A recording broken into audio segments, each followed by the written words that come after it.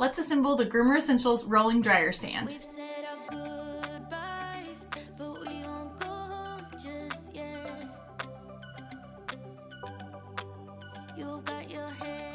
So first thing I'm going to do is take my two crossbar pieces for the bottom, and you'll see that one is notched on top and one is notched on bottom. Those go right together like this, and they're going to slide together, and then you're going to want to snap them, and they will click together, and this will be seated down in here all the way.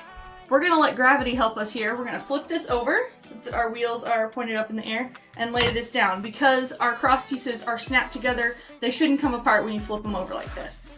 In your hardware bag, you're going to have a plate and one large bolt. Right where these two cross, you're going to put your plate on. I'm going to make sure that these line up so that this seats down in there and it looks like these pedals wrap around. You do not want to put it on upside down. If it's upside down, it's going to look like that. That is what we do not want. Flip it so that it seats down on there. That's going to hold those perpendicular to each other. So now we're just going to thread the large bolt down through. I thread it as much as I can this way while gravity's helping me hold it all together. Awesome. Now, got my thumb on here holding this together. And then I'll take the large black portion. This is threaded on the inside. Can you see that hole? That hole is threaded. I'm holding the bolt steady. You can use a wrench, but you can also just use your hands to hold the bolt steady while I tighten this down, and you'll feel it get tight. This large washer that's keeping these perpendicular, you'll feel it suck up tight. As tight as you can get it with your hand. You do not want to over tighten this using tools because we don't want it to tear itself apart. I've got my wheels locked, so that's helping me keep everything together. And that is as tight as I can do it with my hand, and I'm pretty strong because I'm a groomer. This is solid. The only thing that I hear wiggling is this little plastic piece on top. So let's move on to the next step. The next step involves adding this piece. We're going to insert this and thread this in here. I'm going to take this off just so that I can show you how the mechanics of this work. I've unthreaded it and slid this part off. You'll see there's 4 little tabs here. And these are nylon, which means they're supposed to give a little bit. You'll see when I insert this here, I can kind of push these back. These are supposed to hold tension on the silver part.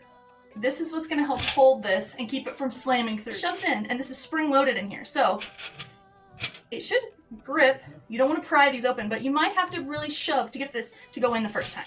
Now, when we have our heavy dryer setting on top, in order to keep it where we want it, that's where this comes in. So I'm going to feed this back on top.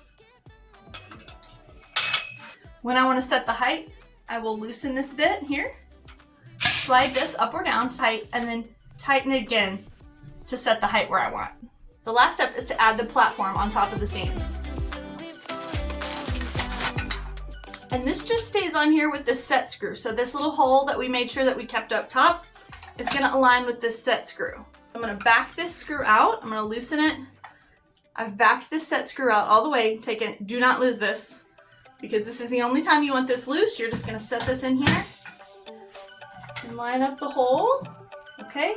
And now I'm going to thread the set screw back in. And once this goes in, this does not change. If you want to adjust your height, you're going to use this. This does not change. Once this goes in, you'll never take it out. All right, now it's time to add our dryer. We're loosening these as much as we can. We're going to slide these plates out. That is where the 4 feet of your dryer are going to sit right in there. And then we'll scrunch back up and clamp down on it to keep your dryer from falling out. I'm going to set this on here. I like to rock it in, so I'm going to rock these feet in first. And I'm going to set this down. And I can see that all 4 feet are sitting down in here.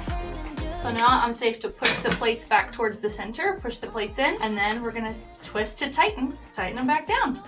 Okay, so now that I have the plates pushed in and tightened as much as I can, you'll see that when I loosen this and tilt my dryer, the dryer is now connected here. It is not going anywhere. It's got its seatbelt on, and adjust the tilt where I want it and tighten here on the front. Now it's time to add this fixed arm. I've taken the hose off of my dryer, and all of the attachments for this dryer attach with these little keeper rings. You'll notice when I'm looking down on top of this that I can see this little slot here. That's going to align with the tab on this band. I'm just going to insert the arm and open this ring up and add that on there. And wiggle it to adjust. It snaps in place. Once it's snapped in, this will not come out. It will twist around. It is supposed to be able to twist around, so that way you can adjust your airflow, point it at the coat where you're trying to dry. Now that it's fully assembled, this truly functions as a stand dryer. You can use your heat option and the low speed, adjust the height here to where I want it. I can loosen this, adjust my tilt where I need it, and then I can point my airflow directly on the coat that I need to stretch dry.